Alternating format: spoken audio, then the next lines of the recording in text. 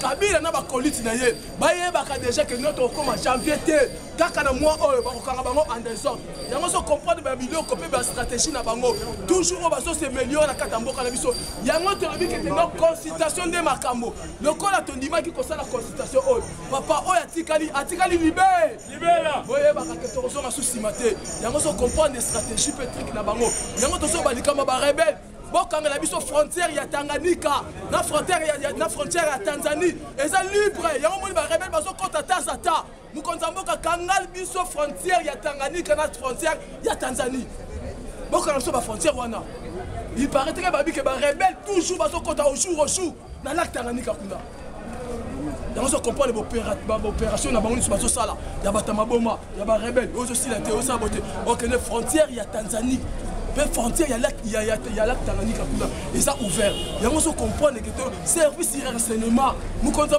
multiplier sous l'effort et makasi. Le service de renseignement, service de renseignement, ça mouké. Tiens, bah combattant, tiens, peuple congolais, l'issue du Kona, on comprend les Tokarabon en désordre. Il y a un comprendre la situation contre ces là. Il y a un monde même temps à Oasis, la mission à Katabandane. Ah, papa, nous sommes ce que nous avons fait, moi, il y a des rebelles. Maman, comme ils sont les couvre-feu, ils ont pour le bonheur, mon abisso. Couvre-feu, ils ont pour le bonheur, mon abisso. Pour qu'on comprenne qu'on a des jours, on a quelques jours, on comprend les thèmes autour. Dans cette stratégie, on doit comprendre, on doit savoir, même état général, Kassomo, même état général, je ne suis pas complice, je ne suis pas complice. Là, tous ces amours, quand on me le biso, tous les labandés, qu'on a frère na yo, changer les biso, la police wana, et ça va être changer les biso, la police wana, basa complicité, na ba kabani sur les karakata mboka o, na yi complicité, na gouverneur la biso mboka o ya comme ya vie de Kitsasa, na gouverneur ya vie de Kitsasa, ya on tous ça même ngobila, merci de quoi le dossier na ye, ya yumi abimi, na haute cour militaire, il faut que nous sommes bakunda. Nous comprenons les batouana, parce que parce que déjà tout ça, on lit sur la liste. La minute où on compte Mboka, Kassikat, on a l'air de minute où on travaille avec le ministère intérieur. Batouana, tu comprends que non, parce qu'il a idée à ma baie, la carte de consultation. Il y a que Kabila paie ça 30 millions. Il y a quelques personnes qui ont payé Afrique. On va sabotage 30 millions. 30 millions. Même le gouverneur n'a pas sur la vie de Kitsasa. Nous comprenons que nous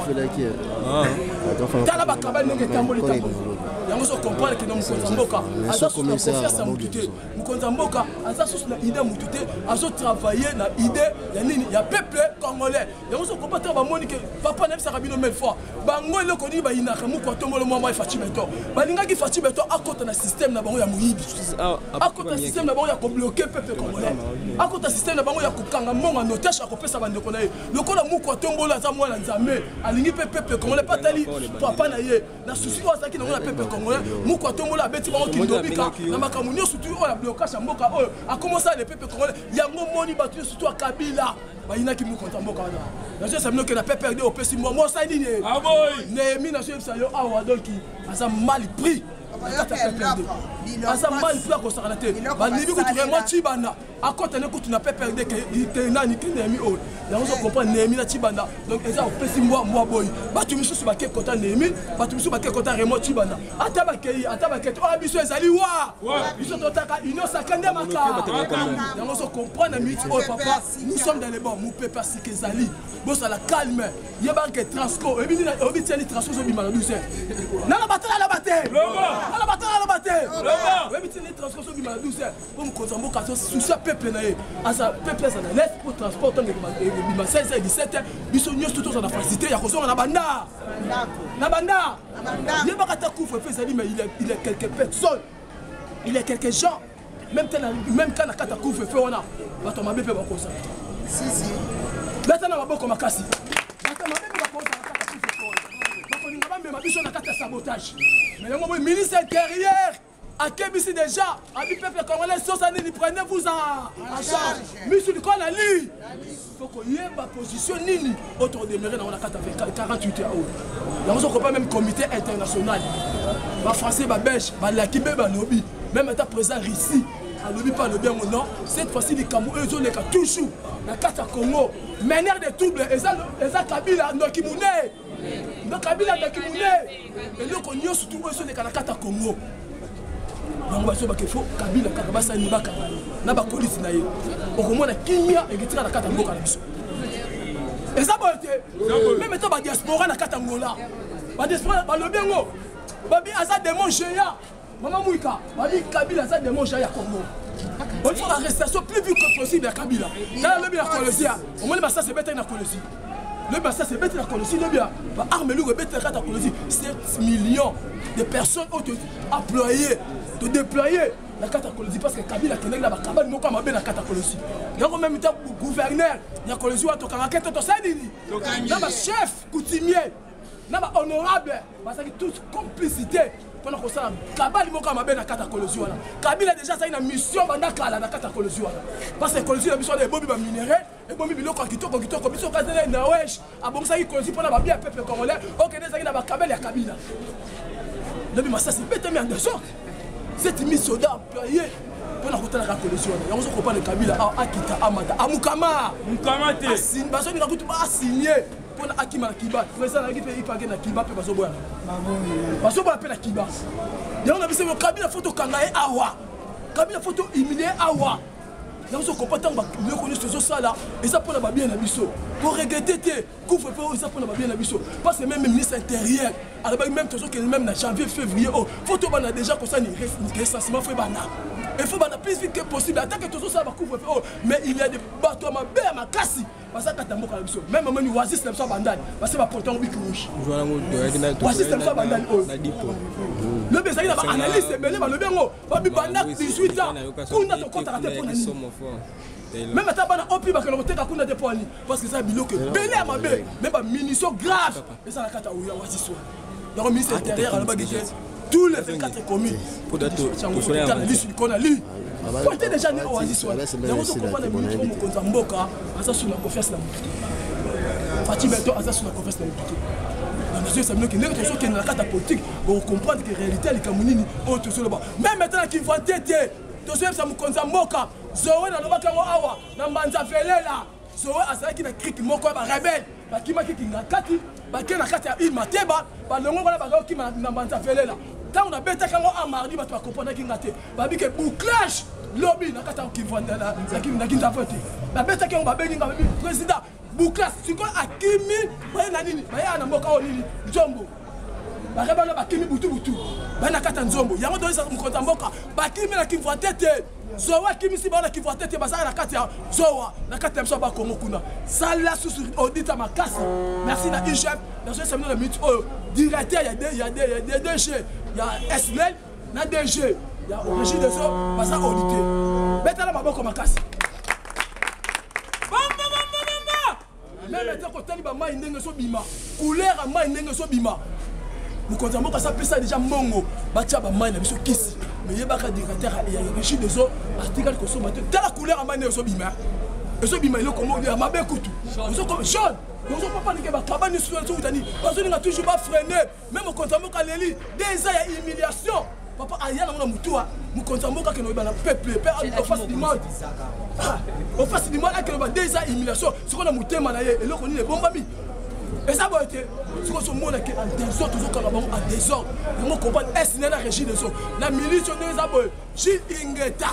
Il y a un mouton Moussala. Ingeta. Il y a un mouton Moussala, on en est surtout. La société, 14 sociétés, on est surtout au DG en bloc, la prison Makala. Donc on continue à faire ce qu'on a. Dans quelques sociétés, le ministre qui est directeur de son GEC, à ça Mouta Kabila. Bakanga kete basendini bakangiye ba société wana eza ba société basanga ba mabaya transaction ba mabaya ba blanche ba dibili ko tout ya Kabila kamata akanga mo notage apesa ngo mutu na ye ndenge mutashaka kale kona metango bakangiye directeur social chèque wana apesi ba sekebele même ba mbongo na biso wana nyo surtout et que bana ko kena kata Rwanda et bana ko kena kata Burundi et bana ko kena kata Tanzanie yango so ko ba tebisi ke mokonza mboka kangela biso ba frontière nyo surtout na surtout frontière au lac Tanganyika et so koti sa bato mabe makasi mokonza mboka yo ka biso to sa ba communicateur na yo yango to lobi ke to te mentir parce que l'objet tambolaki na ba média ki ngwa kumwanza kufi ngwa kumwanza abimaki na sortie médiatique alobi akufite mais azota la Kabila soki kokitana ya okita lelo ye moko ko tia mal à l'aise peut à promettre qui m'a commencé à promettre bango alobi boy oyo tobengaka Kabila soki azali mobile mais bolandaki déclaration ya Kabila alobi mpe asali alobi boye ndenge azokita na Lubumbashi lelo mais alingi te bamembre na ye baya koyamba ye alingi te basalela ye oyo bien mobilisation mo quelconque aboyi parce que toremarke te bato na ye bakendaki bato ya pepere te baimprime bapolo oyo tobengaka bakombatant ya machipisha bakombatant ya Katanga bisika bozali bozala lisu likolo ya nini ya lisu yango so comprendre même gouverneur na biso oyo Jatini Ngobila akendaka kosigner bacontrat moko boye na France na Belgique mais balobi ke non po basoutenir ye obe po basoutenir makambo akendaki kosala bacontrat na kati ya Belgique na France babi non niet tokosunga yo te nde tokoyizela union sacrée gouvernement union sacrée soki bimi nde bacontrat wana eza mpona bien peuple congolais mais akendaki mpona diplomatie ya kata mboka mais ye akei kokosa bamakambo na ndenge na ye mpo ta récupérer bacontrat nyonso wana mais lobi babeti face à face kata baanalyse babi kete non bacontrat wana fo tozala union sacrée ebima union sacrée nde makambo yango so comprendre esika bebeli bango nde makasi yango tozoyesa bino nde tozokendela bona politique oyo bozala calme bokomona makambo oyo ekendeka yango so comprendre minute oyo papa nazoyesa bino ke tozokanga plusieurs personnes dans quelques jours oyo bazokota na prison makala même état ministre ya EPSP abandi déjà kowangana akotisi bacatholique akoti quelques 4 généraux nde bango bazalaki bakabaliste na kati ya mboka oyo mpona nini ya kofrene gratuité ya enseignement na biso 4 généraux na bata catholique lobi ministre ya EPSP abandi da koloba ye moko abandi kosembola déjà yango tozesa bino ke baloba te amukama biso kuna tozali te yango so comprendre ke na minute oyo étape oyo tokomi nango esika nini touti na politique esika nini touti na desa oyo po tone tokoma yango tokoma mokonzi ya mboka aza susu même na confiance ya motu te apesi bouche autorisé na ye mise intérieure Kakonde ye na moto azoso autonome nyonso ya kati ya mboka na biso avant likambo elobama na kati ya mboka oyo fo Kakonde na aloba eza susu na ministre te eza susu na député te eza susu na eloko moto yango comprendre même ta président provincial na babukumestre na ba gouverneur na biso oyo nazoyesa bino ndenge tozokenda boye abuo bakotika soki koyoka te même ntango ngobila kutu oyo dossier oyo lokola yulese bimi même tozoma mositi oyo bakala mingi te lobi na bino mositi oyo bazokanga ye d'accord amudi balie mbongo ebele bafonctionnaire mosusu bakufa na susi na makambo akor amudi oyo bazela bambongo batikali kokufa mais mosusu azwa bambongo wana kati ya kesa leta ndenge sabona miti o musi to ça a interpellé so yebe yango te na accord amudi yango mo konta mboka lobi ke ba biloko nyonso surtout esama na 2000 til en 2020 20 ans faut ba diter ba tout histoire même Jani Mabundi wana azana kata ministre portefeuille asala beaucoup de crimes a joba société na biso apesa on pas Kabila na mwasi na ye dans la dossier des autres yango so comprendre te sino bana bande ko ngai nous sommes dans les bancs tous à la calme total à sikoyo oyo ndenge ni ekelekela couvre-feu oyo pour comprendre même lundi mardi réalité likambo ya couvre-feu oyo tokanga ba mororo ande tous à la calme tous semble ba casse pour na mboka na biso mboka na biso to récit kaka mokonza mboka azana souci ya ba jeune tala za yo na ngai alobaki lebi na radio Océan nalobaki on peut lobby azala souci ba jeune tala mokonza mboka parce que tel que le pouvoir pendant 2 ans bato babate lango eza parlementaire eza sénateur eza gouverneur eza le peuple corps congolais eza les jeunes talents koloba na biso ko garder pouvoir na biso yango mtesali mokonza mboka asala même 2 ans na kata mboka na biso yango ko pas apesi toute confiance et pas les jeunes talents to ça la calme to bunda mboka za ba biso mboka ba koko to comprendre réalité comme nous sommes dans les bancs mboka na biso comme Congo royal Congo sika janvier toujours demeurer biloko nyonso ya sika ba société ya sika ba ministre ya sika biloko kolia sika na on a tout monde même à 54 pays on va soutenir biso na minute oil parce que numéro 1 il y a Union africaine mon compte mboka ba bandila ko pese ba don mais yo yebi ya moto pendant qu'on soutenir mboka na biso oil azali mutu o azo soutenir Union africaine yango ba yebisiye ba diaspora ba yebisiye ba grand décideur du monde le col yo zali numéro 1 ya Union africaine mboka na to zo kebisa yo il faut ça na paix kimia et puis prospérité et puis batubali ya malamu pour la revendication et ça na kata mboka yo zali numéro 1 soka bitumba makabebele be na kata mboka batu ba ko yina yo Union africaine ba ko sani pe ba ko écarter yo yango po o récit na bakambo wana tout tali boso paix colia social na kata mboka na okomona le surtout et demeurer malamu yango toze sa muko tombolo mo mai changer les biso biloko nyo surtout et ça va ministre social et ça va ministre économie et ça va batuni nango bato musi mboka mabe changer les biso ba to ça la posa na bango lisusu to ndiki ke mboka nyo surtout ya biso 2021 et comme eloko ya si pour la suki na la pour ça Richard ça Richard Robert Tamomuke. UDPS viva. Qui disait que les chefs de l'État ne travaillaient pas? Nani oya banda kolobaki moko auto changer sikoyo. Qui disait bande konangaye bakambo échanger. Politique comme elengi. Na banda oyebisa bino mikolo na mikolo tala ndenge mokonza mboka ntango alobaki na États-Unis ako déboulonner bango et salaki bango mutema pasi. Et salaki bango pasi. Mais tala ndenge mokonza mboka akei na malembe na pete nyonso a déboulonner bango silencieusement. Hein? Nani ya kokanisake bango bakanisaki ke bako luka trouble na mboka epela moto mais mokonzi akei na bango alakisi bango ke papa na ye azalaki muteki mabaya te donc azalaki mutu oyo avande la politique na mboka oyo Tshisekedi Félix akola la tomate depuis son bas âge lelo tozo mona batu ndenge bazo welela oyo aloba boy oyo aloba boy mais yi azokindi malembe lelo Kabila oyo tobanda kolobake akende abima akende mais lelo akimi déjà capital fuite en avance yango wana akimi amikimeli akeko vanda kuna musika pona nini po bande oyo abanda ko travailler na bango ba décevoir ye babanda ko rassurer yeke tozana majorité nzoka nde majorité fabriquée majorité oyo nanga salaka na batu na bango po to yebi très bien que minabu akendeki na élection te mais apesa candidature na yete mais abima député likambo kokamba potala décret nini oyo Kabila amemelaki biso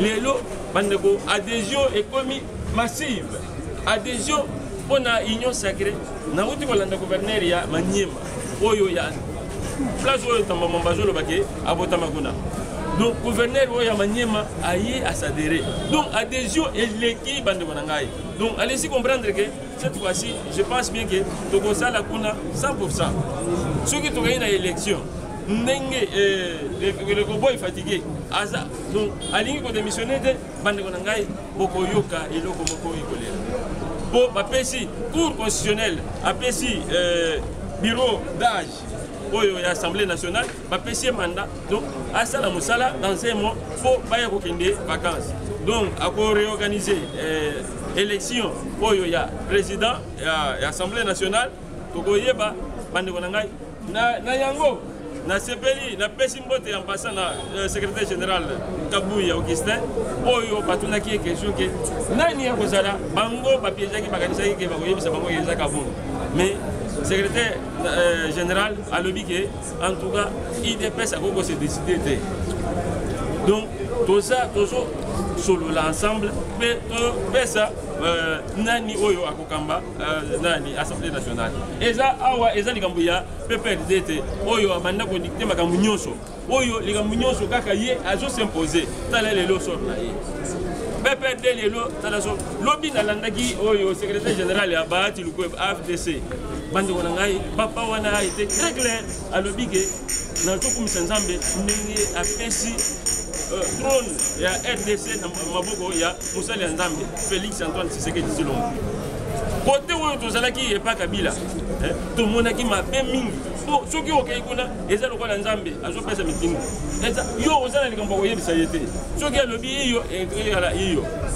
mais tant on a moni Félix Tshisekedi bande on a likambo kokamba alobi sur les ondes alobi ke na moni bokonza mboka asololaka na Jean-Marc Kabund na Augustin Kabuya avant cette décision basolola bazo discuter likambo kokamba pona komona ke démocratie eza na parti oyo IDPS viva viva bande on a likambo oyo mususu tozokebisa lisanga bondoki bande on a likambo kokamba lisanga bondoki azalaki awa ministre oyo abanda kosala intérim ya ministre ya sport tangu Félix azwaki pouvoir wana nde ayebaki ke Félix aza président azokumba mais lelo tangu balongoli ye akanisaki ke bakotika ye tala ba opportuniste mususu lelo lisanga bondoki azoloba nini azoloba ke union sacrée nde kosilisa pasi ya peuple congolais te donc alingi ko se faire voir toujours que azo exister te biloko wana nazoki ebisa yo lisanga bondoki keba nous sommes dans le kaka pas sur le pouvoir poste ya responsabilité okozo lisusu te po osalaki awa okendeki awa na Egypte okendeki kuna na basi okendeki kosala vie au lieu ya kopambela mboka okendeki na vie ya basi yango na le ba akatanaki donc succès pour l'équipe na information mosusu mpona koyebisa bino ke mokonzi ya mboka lors de son discours adresse à la nation alobaki makambo ebele alobi nini alobaki ke à promettre une bonne prise en charge de nos ambassades et consulats en vue de soigner l'image de la diplomatie congolaise. Un grand diplomate qu'il est. Donc, à l'obligé, à construire l'ambassade de Nabiso, là-bas, consulat Nabiso, donc, ils ont méprisé. Authentiquement, il n'y a pas ambassadeur ou tout ça n'a pas beaucoup. Dans le rôle ambassadeur, il y a Biso au Japon. À quel côté, immeuble, il y a ambassade, il y a Biso. À quel côté, pour à des fois, Mongo, na banque. Donc, mokonzi vision wazanango eza vision moko très kitoko. En tout cas, tout des chapeaux, oyo na mokonzi moko oyo na zo pesa mbote.